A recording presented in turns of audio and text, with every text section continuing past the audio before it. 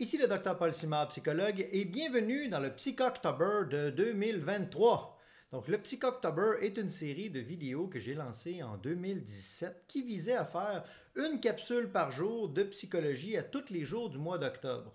Donc, je le relance cette année. J'avais fait la version 2017, 2018, 2019. Puis ensuite, j'ai eu plein d'autres projets dans les médias. J'ai un petit peu délaissé YouTube d'ailleurs.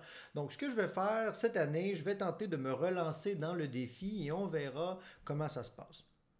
Le premier sujet du Psychoctober cette année sera les niveaux de responsabilité. J'aimerais vous présenter un modèle pour vous aider à réfléchir là-dessus, un modèle qui se construit en 6 étapes pour bien comprendre les concepts de responsabilité à travers des niveaux du plus général au plus complexe et rare. Donc, quand il est question d'un modèle, il n'est pas question d'une théorie formelle, hyper détaillée, validée et généralement reconnue. Un modèle, ça se veut une synthèse des pratiques généralement reconnues. Donc, dans le modèle que je vous propose, je vais vous inviter en même temps à vous situer à quel niveau vous vous trouvez personnellement. Je vous liste les 6 niveaux de responsabilité et ensuite, je vais les décrire en détail. Le premier niveau, c'est être responsable, donc non responsable. Le deuxième, c'est la soumission à l'autorité. Le troisième, c'est la diffusion de la responsabilité. Le quatrième, c'est la responsabilité personnelle. Le cinquième, c'est la responsabilité sur un projet. Et le sixième, la responsabilité humanitaire. Donc, ça va très, très large. Donc, on va revenir au premier point. Qu'est-ce que le niveau de responsabilité dit à responsable? Bien, on pourrait le comparer avec le fait d'un être humain qui vient au monde. Lorsqu'on est un bébé ou un enfant, on n'est pas responsable. Il faut que quelqu'un prenne soin de nous, sinon on décède. Donc le niveau de responsabilité, c'est un niveau fondamental dans lequel tous les êtres humains passent. Ça n'existe pas, ça, un bébé qui vient au monde chez l'espèce humaine puis qui est responsable déjà en partant de manière consciente et claire. Donc, comprenez que c'est fondamental. Se situe ensuite le niveau 2 de la responsabilité ou de la responsabilisation qu'on va appeler la soumission à l'autorité. Pour comprendre ce niveau, on pourrait l'illustrer à travers le jeune enfant qui doit écouter les consignes de son parent. Donc, même s'il pourrait contester l'autorité de son parent, ben, il a tout intérêt à suivre l'autorité de son parent. Donc, il se soumet à l'autorité parentale. On en retrouve également des traces, ça, à travers le monde de l'emploi. Donc, si vous acceptez de vous soumettre à des consignes au travail, c'est qu'il y a une autorité qui est responsable d'un projet, qui vous dit quoi faire dans le cadre du projet. Puis, en échange de votre soumission ou de votre acceptation de remplir les tâches en question, il va vous donner un salaire aux diverses conditions. Donc, on comprend que c'est juste le deuxième niveau, ça, celui de la soumission à l'autorité. Puis, il y a eu beaucoup d'études qui ont été faites, notamment avec les expériences là, de Milgram avec les chocs électriques, là, sur le fait que des personnes sont très sensibles à une influence d'un individu qui a un sarreau là, de médecin ou de chercheur. Puis s'il se fait dire par une personne qui a l'air d'une personne en figure d'autorité, bien, les gens vont avoir tendance, de manière générale, à déléguer la responsabilité à cette personne-là et se soumettre à l'action, voire même à faire des gestes qu'ils n'auraient jamais fait si la personne autoritaire ou l'expert médecin lui avait pas ordonné.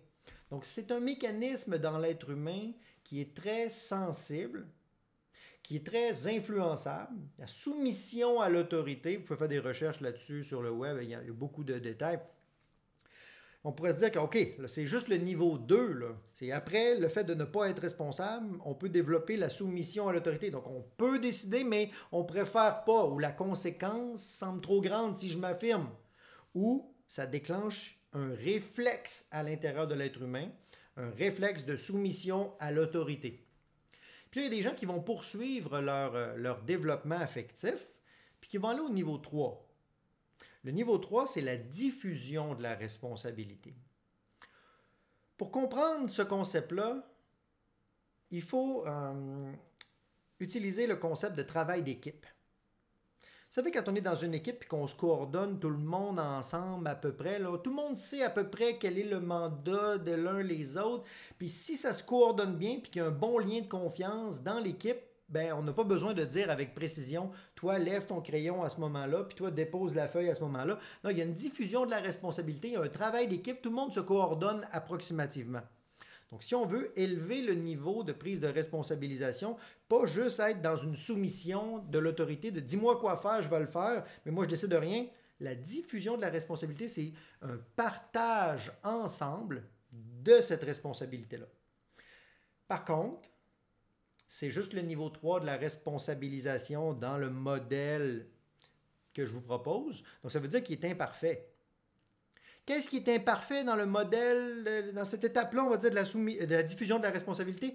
C'est justement le mécanisme de diffusion. Donc, comment ça se passe, une diffusion de quelque chose? On va utiliser l'analogie ici de la tisane. Quand vous mettez du thé ou une tisane dans l'eau, il y a comme une diffusion progressive des molécules de la tisane ou du thé dans l'eau qui va donner l'arôme et la diffusion des molécules à travers l'eau. Bien, on pourrait dire que la responsabilisation suit un peu le même genre de mécanisme dans une équipe. Les gens vont se diffuser la responsabilité puis vont avoir tendance à se mesurer sur ce que les autres font approximativement pour trouver leur place. Je pourrais vous donner un petit exemple drôle pour vous, messieurs, parce que ce n'est pas un cas qu'on voit dans les toilettes des femmes, mais dans les toilettes publiques des hommes, avez-vous déjà remarqué, messieurs, que quand vous allez à la toilette, à l'urinoir, c'est rare qu'il y ait quelqu'un qui vient s'installer direct à côté de vous. S'il y a un grand espace de libre, puis il y a plusieurs rangées, d'habitude, les gens ils laissent de l'espace entre les cabines. Donc, ça pourrait être une illustration de suivre intuitivement un mécanisme de distribution. Ça suit les mêmes lois de distribution, de la diffusion des arômes ou diffusion de la responsabilité. Puis là, je ne veux pas faire de mauvais jeu de mots avec le principe de la toilette et les arômes.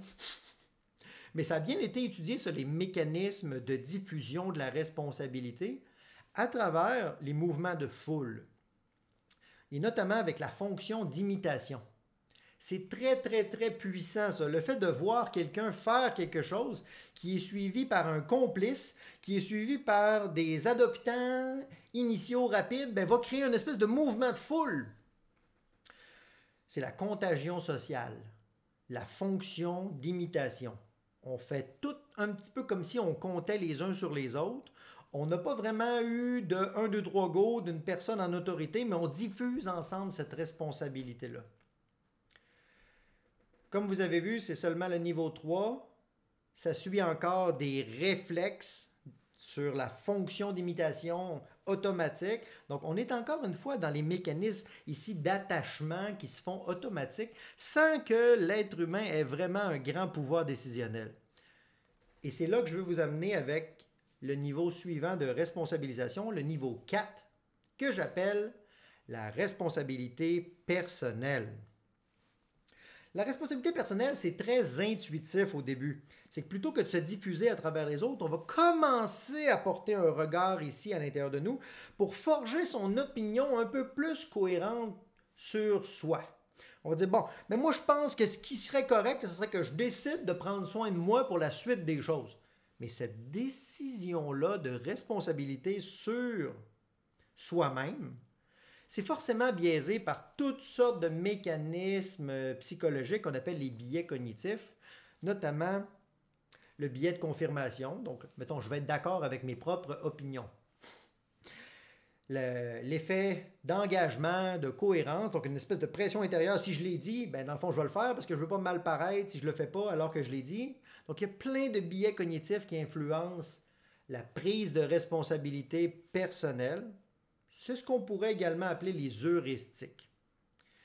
On est dans le monde des intuitions ici.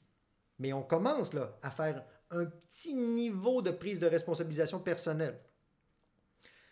Puis là, il y a des gens qui vont continuer leur prise de responsabilité et qui vont l'élever un niveau plus loin que l'intuition, que la responsabilité personnelle. C'est ce qu'on va appeler au niveau 5, la responsabilisation sur un projet.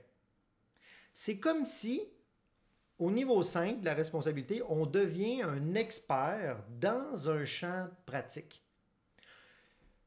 Pour devenir un expert dans un champ de pratique, il faut dépasser nos préférences personnelles. Ça, les préférences personnelles, c'était l'intuition qu'on avait à l'étape précédente, à l'étape 4. J'avais des intuitions, des opinions, puis tout ça. Mais pour être un expert dans un domaine, il faut être capable de suspendre son jugement personnel pour regarder les faits ou les objectifs logico-mathématiques en lien avec notre objectif ou notre champ de compétences.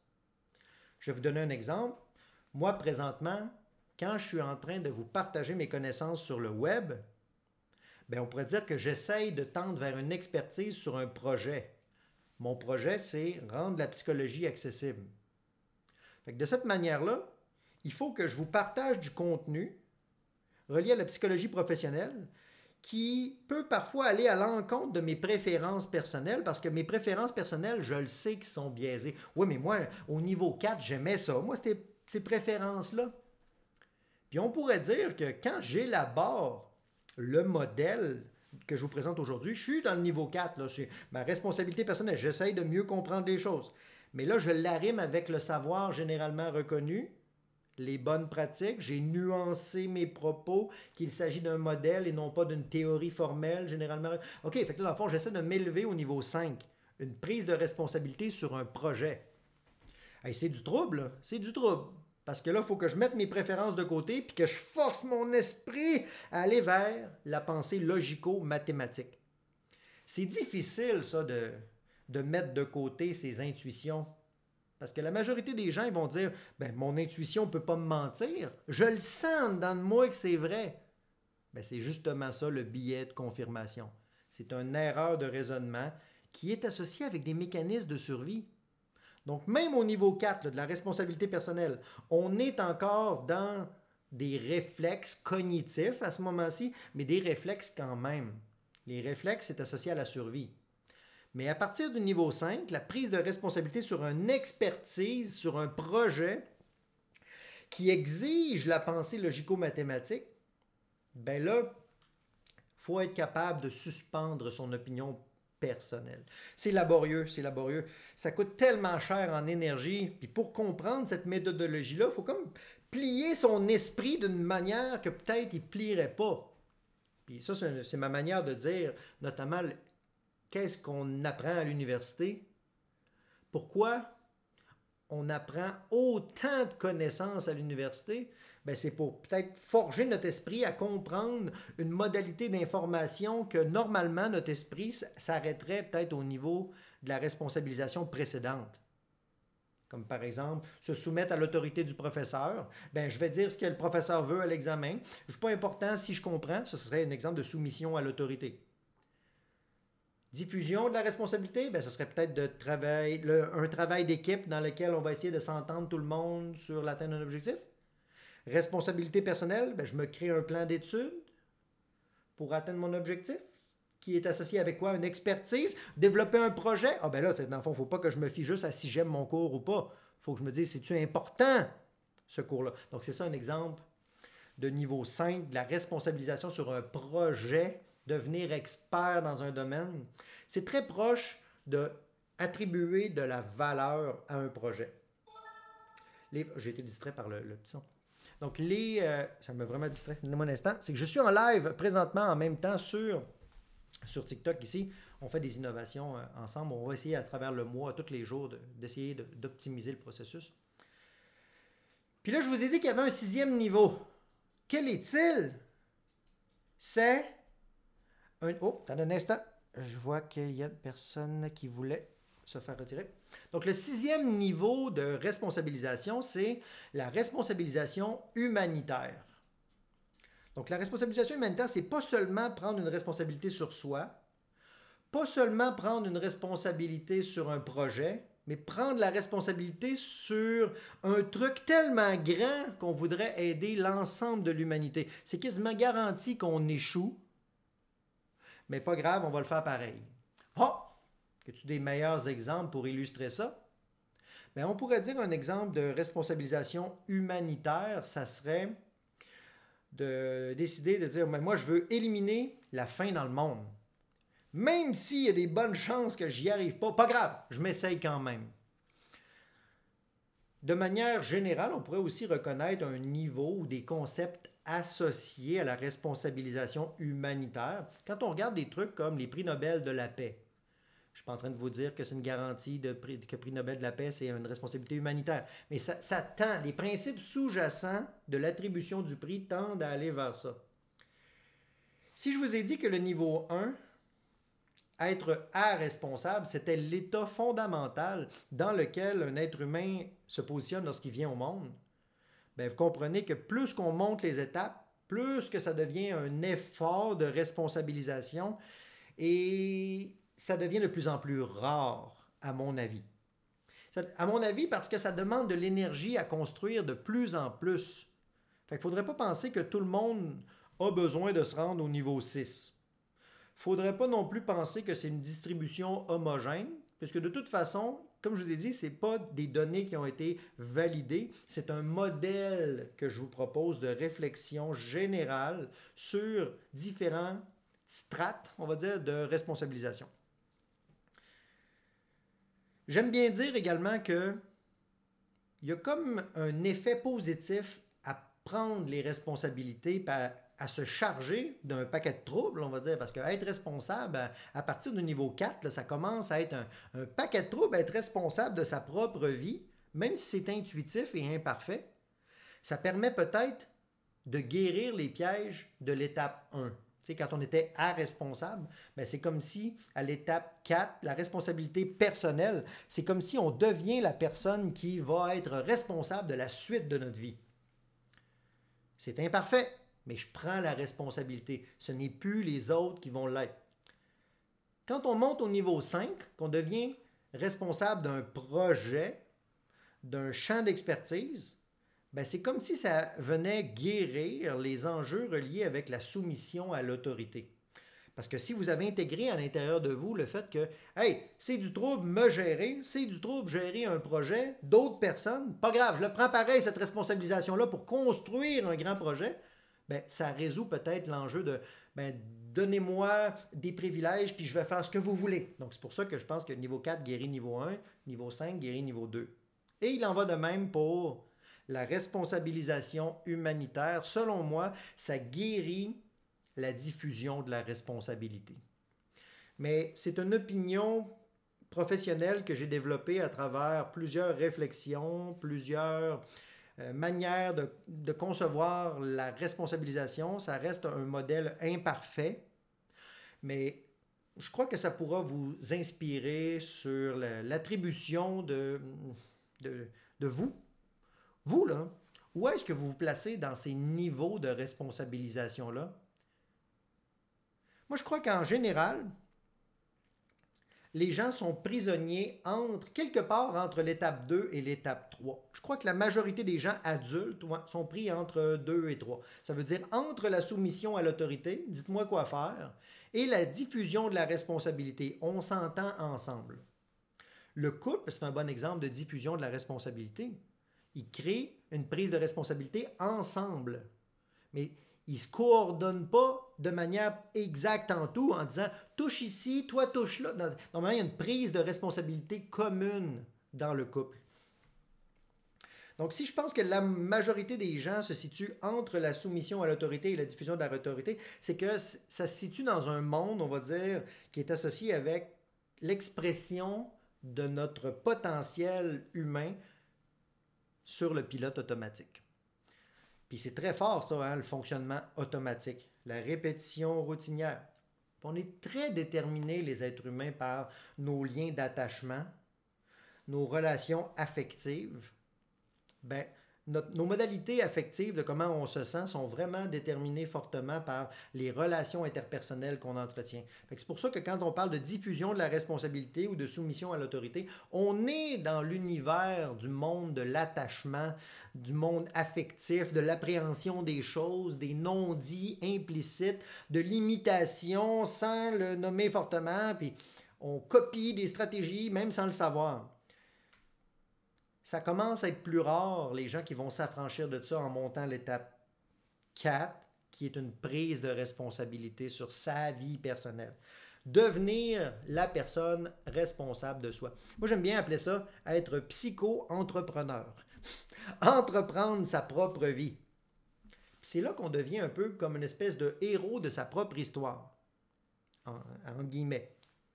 Puis il y a des gens qui vont progresser encore plus loin, qui vont aller dans la prise de responsabilité sur un projet de vie, une expertise. Puis là, je vous le dis que, vu que moi, je prends la prise de responsabilité sur l'expertise de vous partager mon savoir sur le web, rendre la psychologie accessible avec des émissions de radio, des émissions de télé. Je suis en live présentement sur TikTok. Donc, ces prises de responsabilité-là ne sont pas sans problème. C'est pesant prendre des responsabilités.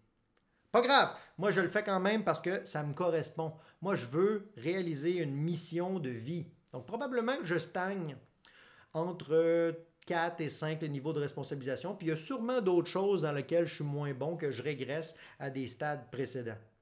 Donc comme vous voyez, même moi quand je me l'applique à moi, je peux me positionner à plusieurs endroits sur l'échelle, mais dans le modèle que je vous présente aujourd'hui, ce serait une invitation à ce que vous réfléchissiez sur il est où le centre? Puis depuis ce centre-là, à quel niveau de l'échelle se situe?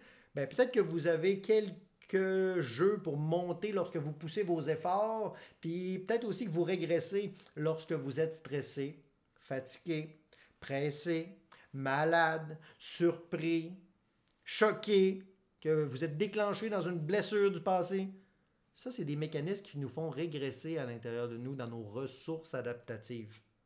Donc, je crois que ça pourrait s'appliquer également avec une régression au niveau de la responsabilisation. Puis, il y a des gens qui, par exemple, vont être à ce point malades qu'ils vont tomber dans une chute où ils ne sont plus responsables. Ils ont besoin que quelqu'un d'autre prenne la responsabilité sur leur vie ou leur fonctionnement. Mais ça aussi, c'est une pratique rare. Donc, dans tous les cas, pour ceux qui vont réécouter la vidéo du Psychoctober 2023, premier de 31 ce soir, sur YouTube ou sur Facebook, j'aimerais que vous me dites où vous vous positionnez, puis est-ce que vous avez appris quelque chose? Si vous voulez en savoir plus sur mes programmes, ou si vous voulez peut-être même me challenger avec des questions d'approfondissement, sur mon site web que je vous ai mis en description, il y a un espace qui s'appelle « Questions confidentielles » que vous pouvez acheter du temps de réponse personnalisé. Dans le live de la semaine que je fais à chaque semaine dans mon groupe privé. Et pour le Psychoctober, on va se lancer sur des thématiques comme ça qui seront enregistrées en live à tous les jours du mois d'octobre. Donc, c'était le Dr Paul Simard, psychologue, et on se dit à demain.